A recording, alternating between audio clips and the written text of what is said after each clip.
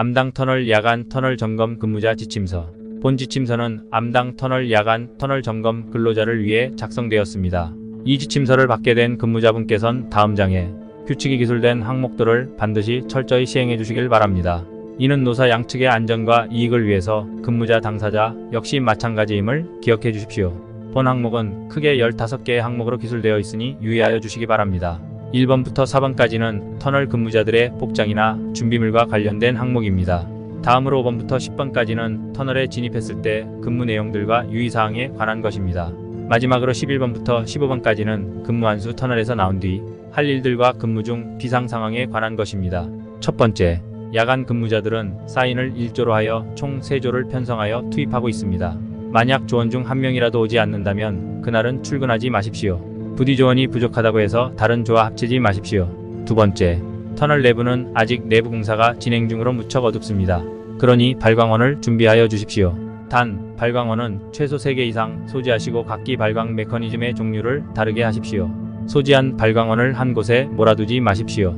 양쪽 호주머니나 기타 주머니에 하나씩 보관하여 분실과 고장의 위협에 대비하십시오.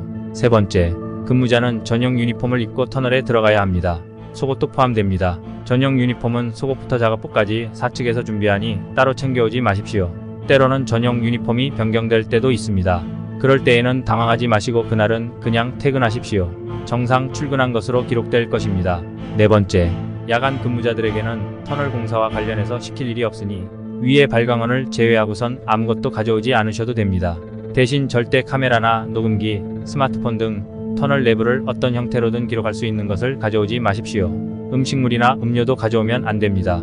물조차 안 되니 터널에 진입하기 전 미리 취식하거나 근무 종료 후 취식하십시오. 다섯 번째, 모든 준비를 마치고 터널로 진입했다면 할 일은 순찰입니다.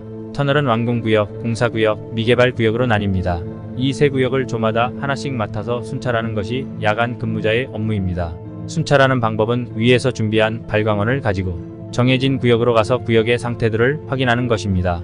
만일 이상이 있다면 위치와 형태를 기억했다가 근무 종료 위치와 형태를 보고서로 작성해서 제출하면 됩니다. 여섯 번째, 위 세 구역은 다음과 같은 특징과 업무가 있습니다. 완공구역은 공사가 끝난 구역으로 조명이나 벽면, 비상구 같은 시설의 손상을 주의 깊게 보면 됩니다. 공사구역은 공사 진행 중인 구역으로 여러 개의 창고에 보관된 공사 비품의 개수를 확인하고 쌓인 흙더미, 중장비 등 은신이 용이한 곳을 탐색하시면 됩니다. 미개발구역은 공사가 시작되지 않은 구역으로 이곳에서는 있을지 모를 생명체의 흔적을 조심히 살피십시오. 일곱 번째, 다음은 근무 중 유의사항에 대해 설명드리겠습니다. 완공구역에서 손상을 발견하셨다면 다섯 번째 항목에서 숙지한 대로 위치와 형태를 기억만 하십시오. 손상을 만지거나 하는 행위는 추천하지 않습니다. 공사구역에서 목록에 기입된 공사비품의 개수가 맞지 않는다면 얼마나 차이가 나는지 기억하십시오. 개수가 줄어든 건 상관없으나 만일 늘어났다면 즉시 비품이 보관된 창고에서 멀어지는 걸 추천합니다. 쌓인 흙더미나 중장비 등 은신이 가능하다 싶은 곳이 있으면 기억하십시오. 다만 그곳으로 직접 가는 것은 추천하지 않습니다. 미개발구역에서 생명체의 흔적을 찾는다면 마찬가지로 위치와 형태를 기억해 두십시오. 미개발구역에서는 가급적 소리를 내지 말고 살금살금 걸으십시오. 어두운 곳에 사는 생물체들은 시각이 퇴화한 대신 청각이나 촉각이 발달합니다. 여덟 번째, 근무 중에는 조원들끼리 가급적 떨어지지 않는 것을 추천합니다.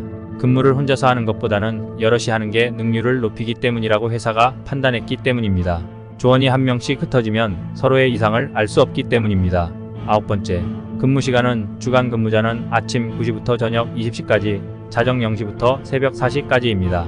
본사는 지정된 근무 시간을 강박적으로 지킵니다. 근무자분들도 꼭 지켜주시길 바랍니다. 열 번째, 근무가 종료되면 모든 근무조가 터널 입구 한 곳에 모여 퇴근해 주시길 바랍니다. 만일 지정 근무 시간 종료까지 특정 인물이나 다른 근무조가 오지 않는다면 그냥 빠져나오십시오. 11번째, 터널을 빠져나오면 맨 먼저 할 일은 보고서를 작성하는 것입니다. 단 하나도 빠짐없이 7번 항목과 7번에 속한 소항목에 의거하여 보고서를 작성해 주시길 바랍니다. 12번째, 그 다음으로는 근무복을 탈의의 입고 온 사복으로 환복하는 것입니다. 근무복 탈의 마이너스, 샤워 마이너스, 축성이식 마이너스, 사복 환복 순으로 진행해 주십시오. 각 단계마다 담당자가 대기하고 있을 것입니다. 모든 절차가 끝난 후에 퇴근하시면 됩니다. 13번째, 본 항목부터 15번 항목까지는 비상상황 발생 시 대처 방법에 관한 것이니 특히 주의하여 주시기 바랍니다. 먼저 한 조의 발광원이 전부 분실되거나 고장날 경우 대처 방법에 대해 알려드리겠습니다. 대피로의 위치를 숙지하여 주시기 바랍니다. 완공구역의 경우 초록빛이 나는 대피로를 통해 밖으로 나가십시오. 간혹 붉은 빛이 나는 대피로가 나타나는데 본사는 그 원인을 파악하지 못하고 있습니다. 그곳으로는 절대 가지 마십시오. 공사구역의 경우 캐비닛이나 탁자 밑 등 몸을 숨길 수 있는 공간에 들어가 주간 근무자들이 발견할 때까지 조용히 숨을 죽이십시오. 미개발 구역의 경우 즉시 땅에 누워서 주변에 널린 흙으로 몸을 덮으십시오. 그리고 그것이 자신을 발견하지 않길 기도하십시오. 14번째, 순찰 중 이상 상황. 완공구역의 손상, 공사구역의 비품 개수 및 은신 장소, 미개발 구역의 생명체의 흔적의 원인을 조시 대처 방법은 다음과 같습니다. 지금까지 생존자들이 쓴 보고서로 보건대 완공구역에서 일어나는 손상의 원인은 원인 모를 존재의 짓으로 판단됩니다. 어느 생존자의 증언에 의하면 손상이 일어나는 것은 마치 보이지 않는 사람이 주먹질이나 발길질을 가하는 것처럼 보였다고 합니다. 공사구역에서 주간 근무자들이 발견한 사람이었던 것과 그것들의 흔적을 토대로 유추하건대 대략 늑대와 비슷한 체구를 가지고 있을 것이며 흙더미와 중장비 등 은신이 용이한 곳에 숨어 있을 확률이 높습니다. 비품의 개수에 변동이 생기는 것을 실시간으로 목격했을 때는 즉시 도망쳐서 위에서 언급한 은신이 용이한 곳에 숨으십시오. 하지만 미개발 구역에서 원인을 조회했을 때의 대처 방법은 없습니다. 15번째, 만일의 사태로 인해 자신이 다른 조원들과 떨어졌다면 다음과 같은 일을 수행하신 후 완공구역으로 와서 비상구로 탈출하십시오. 사람이 있었다는 흔적을 최대한 지우십시오. 들키지 않게 최대한 몸을 낮추고 조용히 완공구역에 비상구로 오십시오. 부디 무사히 터널 공사가 끝날 때까지 함께 근무하길 바랍니다.